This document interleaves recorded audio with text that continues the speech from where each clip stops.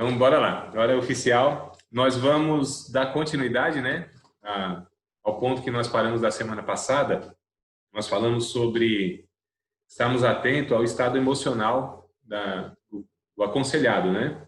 Para identificar a raiva, trauma, essas reações que elas vão indicando para nós, né, os caminhos que a gente deve tomar no sentido de mapear o problema a partir das reações, porque as reações, né, e como nós falamos pelo menos já 2 aulas para cá, a importância de nós identificarmos a linguagem corporal, né, as expressões, tom de voz, né, quando é citado alguma pessoa, por exemplo, né, expressado algum sentimento de alegria, de raiva, frustração, mágoa, enfim. E a gente, então, a partir daí, a gente vai identificando que alguma coisa está de errado lá, ou pelo menos está sinalizando, né? E aí o que eu quero entrar hoje é dando continuidade, né, sobre a questão de que muitos também, e eu tenho observado isso, têm levado uma vida inadequada. Eu digo inadequada naquilo que, como nós acreditamos na Bíblia, então nós entendemos que a Bíblia ela nos propõe, ela nos mostra um único caminho, uma única forma de ser vivida. E quando a gente não vive dessa maneira, é como se fosse, por exemplo, uma vida disfuncional. Uma vida disfuncional, a palavra disfuncional não é que não funciona, é que funciona perigosamente, inadequadamente e vai quebrar a qualquer hora dessa, né? Então isso é algo disfuncional, não é que não funciona. Funciona momentaneamente ou por um período, mas como está funcionando errado, então vai ter desgaste e, consequentemente, mais cedo ou mais tarde, isso vai ter suas consequências destruidoras. Algo que eu coloquei aqui é a aceitação social. Nós vivemos hoje num mundo muito de aparência, um mundo onde nós precisamos mostrar, né, o desempenho, resultado. Então, pegou aquilo que deveria ficar no âmbito da indústria de produção e nós transportamos isso para a nossa vida. Ou seja, você tem que fazer o volume que você faz, a demanda social que você tem que atender. Por exemplo, as redes sociais, elas também trouxeram essa questão de blogueiros e pessoas que postam, acham que tem que fazer isso todo dia, toda hora, né? Esse volume exacerbado é o que tem saturado emocionalmente muitas pessoas. Então a gente percebe que muitos eles procuram a aceitação social. Isso a gente percebe desde a adolescência, onde os adolescentes eles procuram um grupo para pertencer, né? E tem suas características. Então eles têm que demonstrar algo para que aquele grupo possa aceitá-lo. E aí a gente pode também aplicar na fase adulta sobre, por exemplo, uma classe social, né, que você precisa mostrar ou precisa ter aquelas características, aquelas condições para participar daquela classe social e assim por diante. Então, a aceitação social. As pessoas que elas vivem preocupadas em agradar as outras pessoas e atender a demanda das outras pessoas, é uma pessoa que provavelmente será não só infeliz, será frustrada, não terá a sua personalidade original, sempre tentará ser aquilo que não é, né? E a gente brinca que o consumismo ele faz com que a gente compre coisas que não precisa com dinheiro que não tem para mostrar o que não é para as pessoas que a gente não gosta, né? E a gente percebe que isso é muito prejudicial. A cobrança dessas realizações profissionais, então a pressão que se tem muito grande como eu disse, essa questão do âmbito industrial para a máquina, ela até que não tem problema, porque a máquina pode trabalhar até acima do seu limite. Quebrou a peça, vai lá e troca a peça, né? Ô, coisa boa, olha lá, mais um aluno, e um suposto aluno futuramente vai ser, né, Maíra?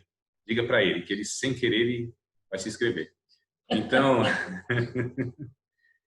quando isso é colocado, ou seja, essa produção, ainda que seja acima do limite, né, da ferramenta que é utilizada, que no caso é a máquina, tudo bem, quebrou, troca a peça.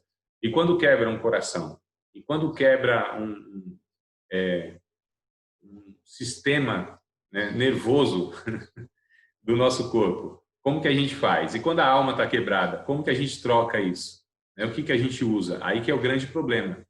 Então, nós temos nossos limites. Deus nos criou, inclusive, com uma necessidade de descanso, uma necessidade de uma boa alimentação e uma necessidade de exercício físico, né? Que é um tripé para uma vida não só física, mas emocionalmente saudável também.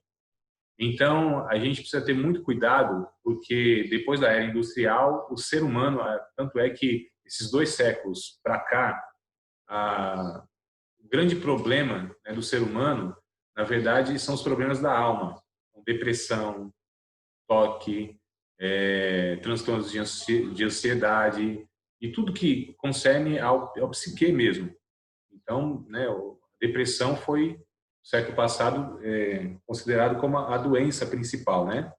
E a gente percebia isso, inclusive, em pessoas de meia idade para cima. E a gente percebeu que adolescentes são ansiosos, adolescentes depressivos, adolescentes tirando a vida. E isso é um absurdo. Como que pode um ser humano, né, no início o início mesmo da sua vida, né, de percepção, de consciência mesmo, que é o adolescente, onde ele vai entrando, a criança já não tem lúdico, é alienado, né, alienada de tudo, de todos, não tem noção, percepção de nada, é o famoso sem noção. Mas o adolescente já vai percebendo a realidade da vida e tudo mais, até chegar à sua maturidade. Mas como que, então, o ser humano, no início, né, da sua trajetória de vida de consciência, como que já está esgotado? O que aconteceu? O que está acontecendo? Que demanda é essa que está tentando atender? Então, há alguma coisa muito errada, então a gente precisa estar sendo mais atento com isso aí. Como estão gastando o tempo, então a gente precisa, eu estou falando, o conselheiro precisa observar isso, né, no aconselhado. Então, como ele gasta o seu tempo? Então, o tempo, ele é fundamental para que a gente também tenha uma vida adequada. Quem administra o tempo bem, tem um meio caminho andado para ter uma vida boa. E a gente vive sempre naquela sensação de que as pessoas não perguntam assim que horas são, né? Quanto falta para hora tal? Então, sempre na sensação de falta, de estar atrasado, né, aquela correria. Aqui mesmo já cheguei atrasado, agoniado. Olha eu, né? O sujo, tentando falar do mal lavado. Experiência era prática. É que eu também desacostumei, né? Eu estava há 5 dias atrás em uma cidade que o ritmo assim é desacelerado, que é a vida que eu considero ser mais saudável, mais adequada. As metrópoles, as cidades grandes, elas têm aí essa proposta de vida ruim, péssima, né? Ao meu ver. Então, como que a pessoa gasta o tempo dela? Como ela gasta também as suas prioridades, vai revelar muito também, né, sobre a vida da pessoa e sobre o estado e por que então ela está passando toda essa dificuldade, né? Quais são as suas prioridades? Quando as pessoas falam assim, eu não tenho tempo de qualidade para um exercício físico. Aliás, tem pessoas que acham que assim, eu tenho tempo com a minha família, não é tempo de quantidade, é pouco tempo, mas eu dou qualidade. Mentira, não existe isso. Se não tem tempo de quantidade, já perdeu a qualidade. Então, tempo de qualidade também demanda a quantidade. Como gasta o seu tempo? Não tenho tempo para fazer exercício físico, porque eu acordo cedo e trabalho, e estudo, e faculdade, e família, e aquela coisa toda. Mentira. Só não tem a prioridade para fazer o exercício físico, por exemplo. Porque o dia que dá um princípio de infarto ou alguma coisa assim, vai no médico, o médico diz, se você não fizer exercício físico, o próximo vai ser fulminante, você vai morrer. Aí a pessoa que não tinha tempo, tá lá às 5 da manhã dando volta no quarteirão, né? Caminhando com a terceira idade. Então, o que aconteceu com as 24 horas dela? Aumentou? Não, agora é prioridade. Ela reservou aquele tempo para fazer aquilo. Então, são prioridades. E a gente coloca e aí a gente organiza a vida a partir dessa prioridade. Então, como se gasta o tempo, né? Como ela está respondendo à vida? Algo também que a gente precisa avaliar na vida do conselheiro. Tudo bem, queridas? Agora é só queridas aqui, né? A gente precisa, então, a partir de toda essa avaliação, constatando tudo isso, ouvindo muito a pessoa, entendendo quais são as suas demandas, a gente precisa, então, agora, não só ouvir, né? Nós ouvimos e ouvimos muito e temos que continuar ouvindo muito. O exercício de ouvir, ele sempre será necessário, mas a gente precisa também ouvir e dar caminhos, né? Oferecer remédios que resgatem e dê orientação à pessoa. E aí eu pontuei aqui quais são os melhores caminhos para lidar com os problemas. A gente precisa junto com a pessoa, encontrar isso, né? A observação que eu coloquei é que o conselheiro não tem que falar quais são os caminhos mais adequados. Não é o conselheiro que tem que apontar isso sempre. Tem que fazer com que a pessoa, né, participe também dessa construção. Ou seja, mas não falar diretamente, pois é importante levar o aconselhado a essa compreensão e não só dar ordens de comando. Faça isso, faça aquilo, você toma esse caminho ou outro. Não, é preciso essa construção a duas cabeças, para que a pessoa não só receba uma ordem de comando, não só receba uma orientação, mas para que ela compreenda e ela chegue à conclusão que, de fato, ela precisa fazer aquilo por causa disso, disso e disso. Então, é uma decisão consciente, é um comportamento que se assumiu, é uma ordem que se acatou, mas não a ordem pela ordem, senão vira um adestramento. É um caminho que se leva a pessoa, que deve se levar a pessoa conscientemente. Então a gente deve incentivar, né, a pessoa, se for cristã, a estar nutrindo sua relação de comunhão com Deus. Isso é fundamental, amados, fundamental. Então, o nutrir a vida com Deus vai dar condições, sejam elas físicas, psicológicas, né, e espiritual, para que ela possa vencer essas dificuldades. Então, se for cristã, a gente então vai incentivar essa pessoa a ter sua vida de oração, a gente chama de disciplinas espirituais, vida de jejum, onde você submete o seu corpo e reconhece. O jejum nada mais é do que uma auto-humilhação. Nada mais é do que isso, uma auto-humilhação. É a oração sem palavras que a gente fala, né? Onde a gente reconhece, e a oração também, esse reconhecimento de que a gente não banca a vida, não dá conta da vida, a gente não é autossuficiente, a gente precisa de Deus, nós somos falidos espiritualmente, né? Bem-aventurados pobres de espírito, quer dizer isso, falidos espiritualmente. Então, o jejum nada mais é do que esse exercício espiritual, essa disciplina espiritual, onde nós reconhecemos, falamos diante de Deus através, então, da abstinência. Calma aí, meus amados. E houve aqui um tranca-bate, tentou entrar na aula aqui. Eu deixei ligado porque eu estava me comunicando ainda pelo grupo, né? Mas agora a gente resolve isso aqui. Pronto, ao vivo é assim mesmo, a cores. Daqui a pouco o galo canta. Também que não tem galo. Então, a gente incentivar a pessoa a retomar, possivelmente, lógico que eu não estou generalizando, essa pessoa, quando chega a um estado de grande dificuldade na vida, possivelmente ela também foi deixando as disciplinas espirituais, né? Leitura bíblica, reflexão bíblica, vida de oração, de jejum, vida comunitária de fé, né? Ou seja, esse exercício espiritual. Então, é necessário que a gente entenda como cristãos que são esses meios, essas vias, a gente chama de meios da graça, que Deus deixou para que a gente pudesse, então, estar se nutrindo espiritualmente. Assim como a gente alimenta o corpo, a gente precisa também alimentar a nossa alma e o nosso espírito, com alimentos espirituais, claro. Né? Você não vai inverter a ordem do negócio. Então, não adianta comer muito. Comer muito, inclusive, não resolve a ansiedade. Comer muito só enche a barriga mesmo. Então, a gente precisa fazer isso. Se não for cristã, da mesma forma, devemos ensinar os valores que contribuem para a vida, mas com a linguagem que alcance a pessoa. Então, quando não for cristã, lógico, a gente vai falar assim, olha, você precisa manter sua vida de oração, de jejum, de leitura bíblica. Se não é cristã, não vai fazer isso nunca, né? Então, a gente precisa aqui encontrar valores cristãos para uma pessoa que não é cristã, porque os valores cristãos servem tanto para quem é e para quem não é cristã. Tanto para quem acredita em Deus e para quem não acredita em Deus. São valores cristãos, são para a vida, é pró-vida. Né? Não é pró-cristianismo, não é que contribui só para quem é espiritual. Por exemplo, a vida que a gente está falando aqui que tem que ter de qualidade, né? A vida de família, aqueles que têm família, a maioria tem, de alguma maneira, são pais, são filhos, cônjuges, enfim.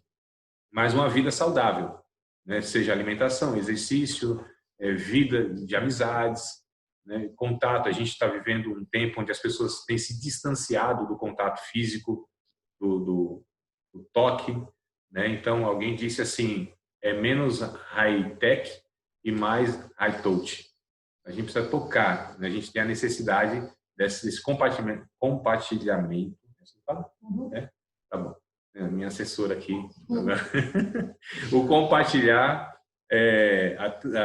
a química, né, do olhar. Isso é humano. A gente tem se robotizado. Isso aqui é um dos meios onde a gente usa para se relacionar. Mas o relacionamento virtual, ele tem suas limitações, né? Não há essa troca de química e isso é importante. Então, a gente precisa orientar a pessoa que não é cristã para que ela tenha esses valores cristãos aí, retome esses valores cristãos. Reintroduzir Deus na compreensão da pessoa e corrigir o entendimento errôneo a respeito de Deus e da realidade da vida. Ou seja, muitas vezes as pessoas chegam com uma ideia totalmente errada de Deus, frustrada com Deus, porque elas acham que Deus não fez porque Deus não ama, porque Deus não gosta dela, porque Deus abandonou, porque ensinaram que Deus é assim, é mais ou menos um Papai Noel, né? Gordinho com as bochechas rosadas, cheio de presente, e se a pessoa fez tudo direitinho o ano todo, ela vai chegar lá com um presentinho que ela desejou, né? No final do ano. E Deus não é esse velhinho bonachão, não, né? Deus é um pai, criador, é aquele que provê, sem dúvida, aquele que cuida, só que Deus não está criando filhos mimados. Deus está forjando o nosso caráter.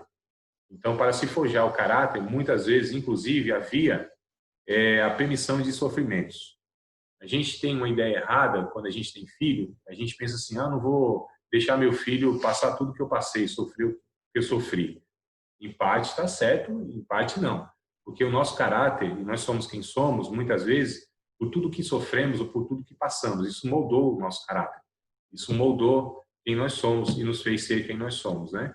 Então, assim, nós somos forjados mesmo no fogo, né? Na dificuldade. É isso que muitas vezes faz com que a gente dê valor às coisas, à vida, e possa, então, construir esse caráter. Danielzinho está chegando aí também, daqui a pouco ele entra com a sua face, representando a ala masculina. Louvado seja o nome do Senhor, que não me desamparou totalmente nessa manhã. Então, vamos lá. Mesmo que... não, ainda vou continuar aqui nesse ponto, aqui nesse tópico. Então, a gente precisa reintroduzir Deus na compreensão da pessoa e corrigir o entendimento errado que ela tem a respeito de Deus, né? Precisa saber que Deus não é um ídolo. Deus, ele não é quem nós pensamos que ele é. O que Deus pensa de si não é o que a gente pensa dele. O que eu tenho a ideia de Deus não é, de fato, o que Deus é. Então, a gente precisa corrigir isso na vida das pessoas. E falar da realidade da vida. Então, não é porque nós somos cristãos, não é porque nós fazemos tudo como manda o figurino religioso, né? A gente vai à igreja direitinho, a gente não fica roubando mais, não mata mais, não usa droga mais, não enche a cara mais, não trai a mulher mais. E aquela coisa toda que vai dar tudo certo na vida, né? Vai dar tudo certo, em nome de Jesus. É uma mentira essa música, essa declaração. Então, não. E me parece que quanto mais a gente se aproxima de Deus, mais dificuldades e angústias nós temos, inclusive, nessa vida. Porque essa vida, essa criação, ela está de tal maneira corrompida que todo aquele que vive, né, uma vida santa e uma vida que Deus propõe, parece que fica um ambiente mais inadequado. A angústia aumenta. Então, quanto mais o Espírito de Deus trabalha na nossa vida, mais nós nos entristecemos com tudo que acontece aqui, porque o ambiente é de pecado, a injustiça impera no nosso país e no nosso mundo, né? E nós entramos em conflito com nós mesmos, que somos essa natureza, esse chamado de velho homem, a velha natureza, que ainda faz parte da nossa realidade. Então, não é porque eu aceitei Cristo que agora vai tudo bem. Não, nós, pelo contrário, teremos um conflito para o resto da vida, que Paulo diz em Gálatas capítulo 6, versos 16 e versos 17. Né? Ele diz andar em espírito e não cumprir os preceitos da carne, porque o espírito cobiça contra a carne e eles se opõem um ao outro para que não façais o que quereis. A gente percebe, na verdade, que o cristão ele tem mais angústias e sofre mais conflito do que aqueles que não são cristãos, porque nele agora há uma nova natureza que já não compactua mais com o pecado. Então, os pecadores que pecam e gostam ainda, né, como a porca que rola na lama e gosta, o cristão, quando ele peca, gera uma angústia nele, uma tristeza nele, né, ele precisa resolver aquilo. Então, na verdade, aquele que serve a Deus, me parece que ele sofre mais daqueles que não servem a Deus. Seria mais ou menos assim, Jesus dizendo assim, você quer me seguir? Então se prepare que você vai sofrer mais do que você está sofrendo agora, né? Então, quer me seguir? Tem certeza? Renuncie a si mesmo, tome a sua cruz a cada dia e siga-me, né? Quer me seguir mesmo? Olha, o Filho do Homem não tem onde reclinar a cabeça. As raposas têm convívio, o Filho do Homem não. Vocês querem me seguir mesmo? Então a gente vai andar contra o curso desse mundo. Vocês querem me seguir mesmo? Então vocês vão ter lutas diárias, porque ainda a velha natureza vai habitar na vida de vocês. Vocês querem me seguir mesmo? Então vocês vão ter problema com os religiosos. Vocês querem me seguir mesmo? E por aí vai. Então a gente vai contra o mundo, né? Contra a multidão. Então é uma realidade. Muitas vezes, inclusive, quando a gente assume a postura de servir a Deus, dentro das nossas casas, nossos parentes, cônjuges, etc., é aí que começa a angústia. Jesus disse que quando ele veio na Terra, não veio trazer paz, e sim espada, né? Ele veio para colocar a nora contra a sogra, o filho contra o pai. Isso aconteceria naturalmente pelo fato de que, quando um assume uma vida cristã, é possível que o outro se oponha. Esse é o sentido. Não é que Jesus veio para fazer com que pessoas fossem briguentas, né? Contendeiras, né? Como? Contendeiras. Contendeiras, isso. Rixosa, né? Na minha terra diz arengueira. Então, gente arengueira, né? E tem mesmo, infelizmente, aqueles que não compreendem o evangelho quando aceitam a Cristo, ficam, na verdade, extremistas, né? Aquelas pessoas que querem mudar as outras, assim, a qualquer custo. Ficam pessoas antissocial. Então, na casa de alguns cristãos, devia tirar a placa lá, cão antissocial, e colocar cristão antissocial. Gente ruim no relacionamento, né? E aí quer converter a mãe, o pai, os filhos. É um negócio, assim, horrível. Aquele extremista. No islamismo a gente tem os xiitas e nos cristãos a gente tem os xaatos. Coisa ruim. Gente ruim de conversa. Gente que, né, só fala de... É uma luta, irmão. É uma luta. Gente chata. Tem gente chata. São os santarrões, aqueles que acham que são, assim, superiores, né, aos outros. Então, bora lá. Ué, entrou 2 Daniel aqui. Será que é irmão gêmeo também? Pensei que era só Maíra que tinha. Então, mas vamos lá. Tudo bem? Vocês estão tranquilas? Tranquilo? Posso prosseguir aqui? Ninguém nada a declarar? Pode falar, não tem problema, tá? Não vale nota. Vamos lá, mais um ponto aqui. Danielzinho, se estiver me ouvindo aí, quiser ativar o vídeo, tá? A gente te vê. Você acordou agora também, está ajeitando o penteado, não tem problema. Mesmo pessoas que frequentam a igreja, eles são cristãos, professos, encaram a vida com base num conjunto de padrões mundanos. E a gente precisa também corrigir, porque tem muitos cristãos ou muitas pessoas que frequentam igrejas, apesar delas frequentarem igrejas, mas o estilo de vida, a forma de pensar ainda é com categorias mundanas, tá certo? Ou não espirituais. Pessoas que valorizam aquilo que o evangelho não valoriza. Pessoas que ainda são materialistas, egoístas, gente que ainda acha que a vida consiste em você ter isso ou aquilo, não é o ter, não é o ser.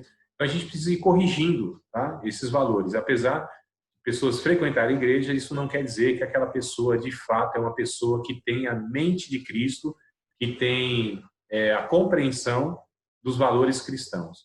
Porque o evangelho, o que ele faz? Ele muda a mente, né? Não nos conformeis com este mundo, mas transformados pela renovação do vosso entendimento, para que experimenteis qual seja a boa, agradável e perfeita vontade de Deus. Ou seja, amados, a gente precisa corrigir, porque tem muitos cristãos que têm a mente ainda não convertida. Seu corpo vai para a igreja, mas o seu coração ainda não foi contagiado pelo evangelho. Se daqui 10 minutinhos cair a transmissão, eu faço outra, tá bom? Acho que tem aqui, já foi meia hora de conversa e a gente faz outra aqui, tá? Então, se cair, vocês não se preocupem, não. Eu não fui arrebatado, voltarei com vocês aqui, eu acho. Então, vamos lá. A gente precisa identificar as pessoas e eu estou falando aqui para que a gente possa, a partir dessa compreensão, então, achar caminhos com a pessoa, né? Então, você precisa identificar. Se essa pessoa, de fato, ela tem tal categoria de pensamento, ela não vai ter nenhuma atitude que transforme a sua vida, porque ela pensa a partir daquilo. A partir do que a gente pensa, é a cabeça, ou seja, o entendimento que define o estilo de vida e o nosso comportamento. Então, se eu não acredito que aquilo vale a pena, que aquilo é importante, eu não vou mudar, eu vou viver daquela forma e vou agir daquela forma e acabou. Então, não se muda comportamento pelo comportamento, não é adestramento, como eu já falei aqui. É você mesmo, de fato, tentar mostrar para a pessoa que aqueles valores, aquilo que ela valoriza, por exemplo, tem maridos que eles acham que ele tem que trabalhar muito para dar tudo de bom para a família, não está totalmente errado, né? Ele é o provedor da casa. Mas se ele faz isso em detrimento da própria família, porque muitas vezes os filhos, no final do ano, não querem um iPhone novo, só queria o pai presente durante todo o ano, né? A esposa, muitas vezes, ela não só quer uma roupa nova, ela sempre vai querer, eu sei. Mas, assim, não é o que vai fazer a diferença. Então, o marido pode dar um monte de presente, aquela coisa toda. Mas se ele não se der, porque ela casou, penso eu, na naturalidade das coisas, né? Casou por causa do cabra, do cidadão. Então, lógico que ela gosta, e quem não gosta de um bom presente, um bom perfume, tal, etc. Mas que a pessoa. Então, eu, como marido, eu como pai, devo entender que não posso ser substituído por coisas, né? Então, são valores que a gente precisa equilibrar na vida. Bora lá. A gente precisa descobrir a exigência na pessoa, né? Performática, religiosa, social e profissional. Efésios, capítulo de número 2, versículo de número 4 ao versículo de número 10. Se você tiver em Bíblia aí, tá? Efésios 2, capítulo de número 2, versículo de número 4 ao verso de número 10. Então, vamos ler aqui. Se eu achar Efésios, deve ter na minha Bíblia, tem depois. Né? Então, no capítulo de número 2, verso 4 ao 10. Diz assim, 4 ao 10. Mas Deus, que é riquíssimo em misericórdia, pelo seu muito amor que nos amou, é isso mesmo? É isso mesmo. Estando nós ainda mortos em nossas ofensas, nos vivificou juntamente com Cristo, pela graça sois salvos, e nos ressuscitou juntamente com Ele e nos fez assentar nos lugares celestiais em Cristo Jesus.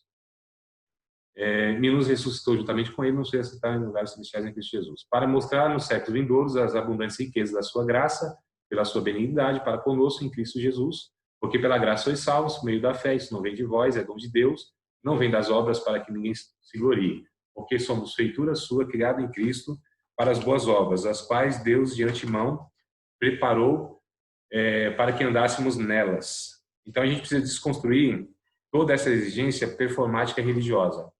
Amados, como eu disse, não é o volume, não são as realizações, não é o que a gente faz. O que nós fazemos e realizamos deve ser fruto da comunhão que a gente tem com Deus. E não é o volume das coisas que nós fazemos, é a qualidade das coisas que nós produzimos. E a produção eu me refiro como a árvore produz uma fruta ou um fruto. E o fruto é resultado de uma natureza. E isso vem pela comunhão que a gente tem com Deus. Ele disse isso no Evangelho de João, capítulo 15. Se vocês estiverem em mim, estiverem em vós... Acho que é o recreio agora, é o sinal da escola. Tem para mim, não sei, né? Vamos ver. Se chegar a merenda, não está confirmado. Se não chegar a merenda é porque foi alarme falso. Ou vai trocar de professor, né? É o sinal para trocar de professor, né? Talvez seja isso, eu não me toquei ainda. Mas vamos lá. A gente precisa, então, desconstruir nessa pessoa essa exigência performática religiosa. É o pastor que acha que tem que dar conta de tudo, é o líder da igreja que acha que tem que servir, atender todo mundo, né? Então, essa demanda religiosa, esse ativismo, essa produção industrial dentro da igreja também, né, de que você tem que frequentar quase todos os dias um culto, que você tem que visitar todo mundo, que você... Não, amados. Essa performance religiosa, ela também será prejudicial e a gente precisa corrigir isso. Performance social e profissional. Nós falamos também aqui já um pouco a respeito disso, tá? Então, eu tenho que ser o melhor pai do mundo, eu tenho que ser o melhor marido do mundo, eu tenho que ser o melhor professor do mundo. Não, queridos. Eu não tenho que ser o melhor de todo mundo. Eu preciso, sim, né, não ser negligente e nem ir pela lei do menor esforço. Eu preciso, lógico, me dedicar em tudo aquilo que considero ser importante na vida, mas não como um sentido que eu tenho que ser performático. Eu tenho minhas limitações. Então, como pai, eu falho. Como marido, eu falho. Como professor, eu falho. Como pastor, eu deixo a desejar. Como ser humano, eu estou ainda numa construção e tenho minhas limitações. Então, essa exigência social de que a gente tem que ser melhor, sim, o nosso melhor sim, mas melhor do que o outro não. Porque nessa selva de pedra, a competição é o que vai, na verdade, acabar com as outras vidas, porque para eu ser melhor do que o outro, muitas vezes eu vou ter que anular o outro, né? E nas relações isso é muito prejudicial. A relação que a gente tem que ter conosco e com os outros é de equilíbrio. Então a gente precisa corrigir isso aí. E descansar no amor de Deus. Então, hoje eu não estou muito preocupado de mudar a vida de ninguém. Porque, na verdade, eu não mudo nem a minha, né? Então, eu não tenho responsabilidade para transformar ninguém. Eu só preciso tentar transmitir a palavra de Deus e deixar que ela faça, porque ela é poderosa e suficiente e não precisa de mim para fazer. Então, a gente não tem essa responsabilidade. Descansa no amor de Deus. Então, Deus transforma pessoas, Deus é suficiente e é capaz, sem mim, inclusive, dá menos trabalho para Deus quando eu não interfiro. Né? Se eu não atrapalhar Deus, já estou fazendo uma boa coisa. Então, assim, tente não atrapalhar o que Deus está fazendo, já está bom demais. Né? Descanse na graça de Deus, no amor de Deus.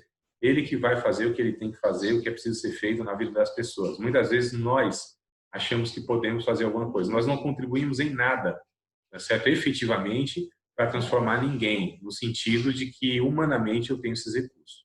Eu confio na graça de Deus.